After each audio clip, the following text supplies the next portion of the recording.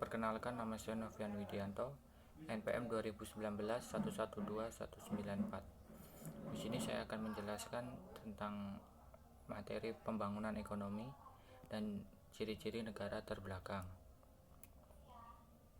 Ilmu ekonomi pembangunan mengacu pada masalah perkembangan ekonomi di negara terbelakang. Studi perkembangan ekonomi telah menarik perhatian para ahli ekonomi sejak kaum merkantilis dan Adam Smith sampai Marx dan Keynes.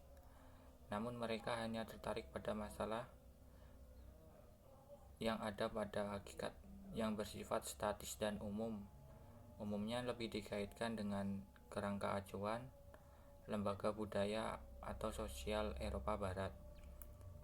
Baru pada 40 tahun dan khususnya sesudah Perang Dunia Kedua, para ahli ekonomi mulai mencurahkan perhatian pada masalah negara terbelakang.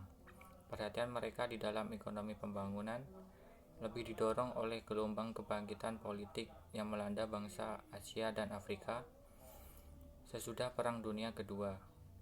Keinginan negara untuk melancarkan pembangunan ekonomi yang cepat dibarengi dengan kesadaran bangsa-bangsa di negara maju.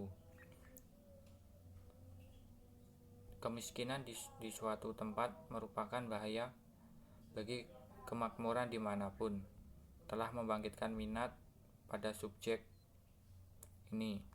Sebagaimana Meyer dan Baldwin katakan, perkajian mengenai kemiskinan bangsa-bangsa bahkan terasa lebih mendesak daripada pengkajian kemakmurannya. Selanjutnya, perkembangan ekonomi dan pertumbuhan ekonomi.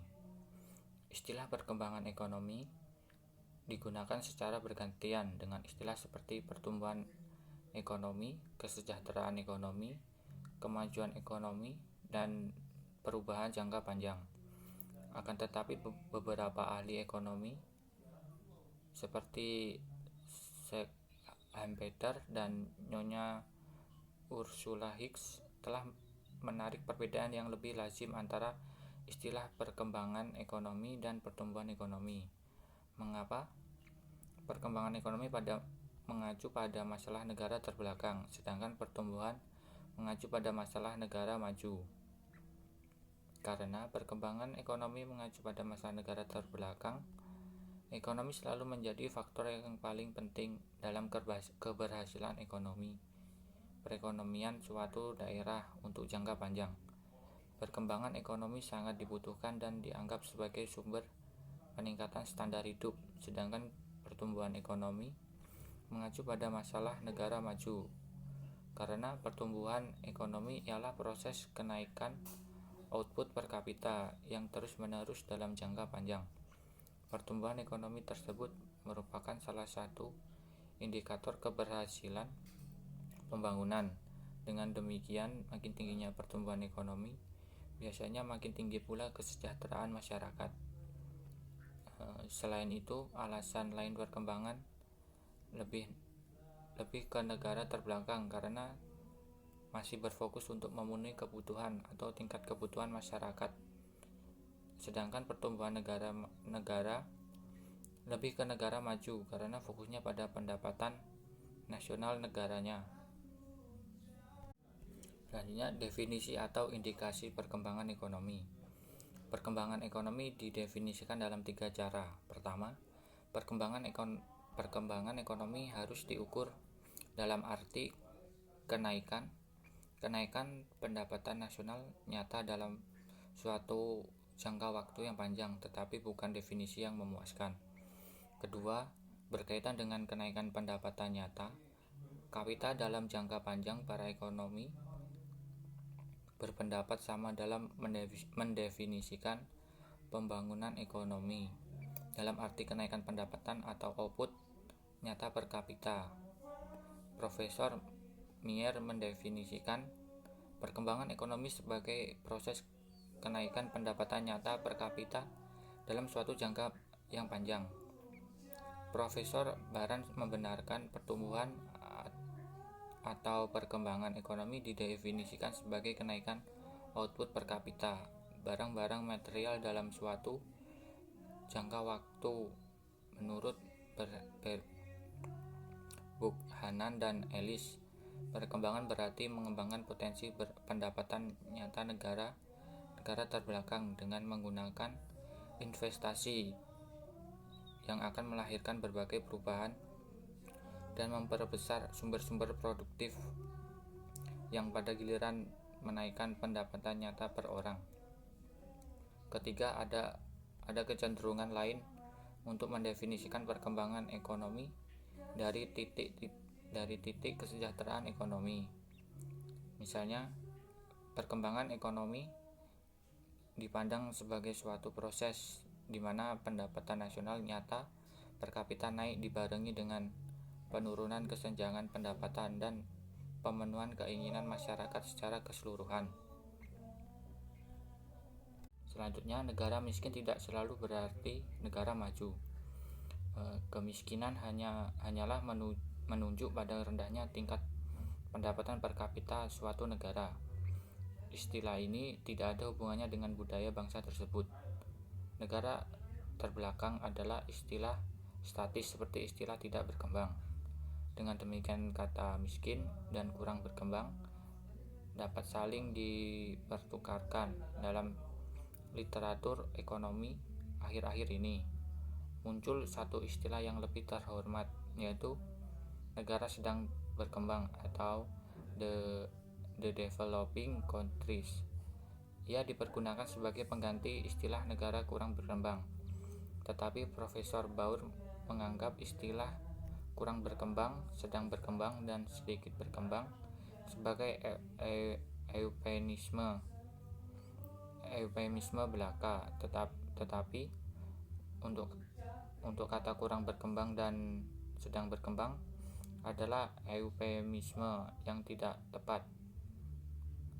Kurang perkembangan adalah istilah terang-terangan yang memberikan kesan bahwa keadaan yang digambar atau tidak normal, tercela, dan barangkali juga sulit diperbaiki. Sedangkan istilah sedang berkembang mengandung beberapa kontradiksi. Misalnya, ia seolah mengacu pada stagnasi atau kemunduran dunia pada sedang berkembang.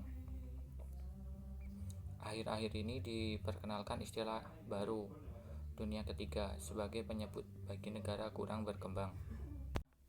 Ciri-ciri negara terbelakang adalah negara yang dicekam kemiskinan seperti tercermin di dalam pendapatan per kapita rendah.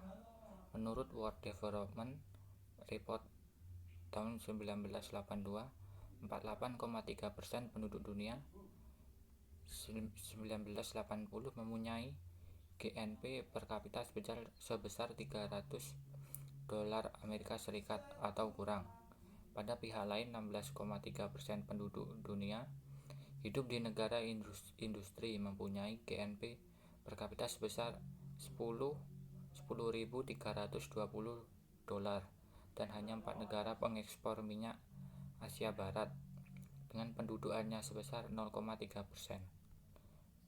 Penduduk dunia mempunyai GNP per kapita sebesar $12.630.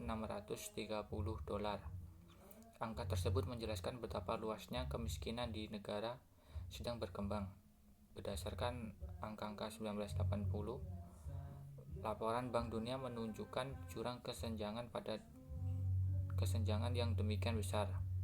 Pada 1980 terdapat 18 negara yang sangat kaya. Di antara negara ini adalah negara yang berkependudukan lebih dari 100 juta, yaitu Jepang dengan GNP per kapita sebesar $9.890, Perancis $11.730, Jerman Barat $13.590, Kanada $10.130, Amerika Serikat $11.360, dan Swiss $16.440. Tetapi 3 negara kecil pengekspor minyak di Asia Barat jauh melebihi GNP per kapita ke 18 negara makmur tersebut.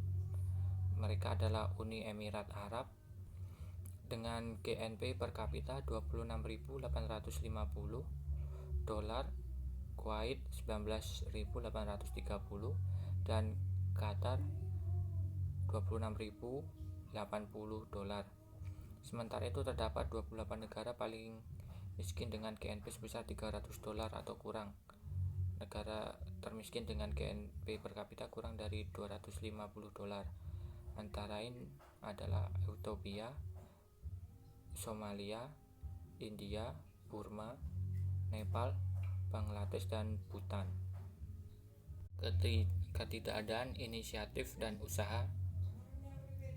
Kebanyakan negara terbelakang tidak saja perusahaan swasta, tetapi juga perusahaan negara sulit tumbuh karena mekanisme administrasi yang tidak bekerja secara efisien. Negara seperti itu hanya memiliki sekelompok kecil pedagang yang sebagian besar berdagang barang konsumsi dan bertindak sebagai penyedia uang serta wakil-wakil real estate. Kelangkaan alat modal.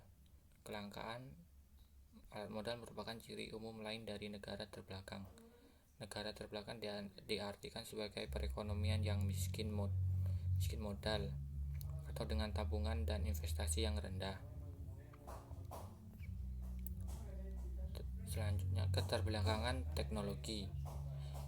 Kekurangan modal menghalangi proses penghapusan teknik-teknik usang dan pemasangan teknik modern.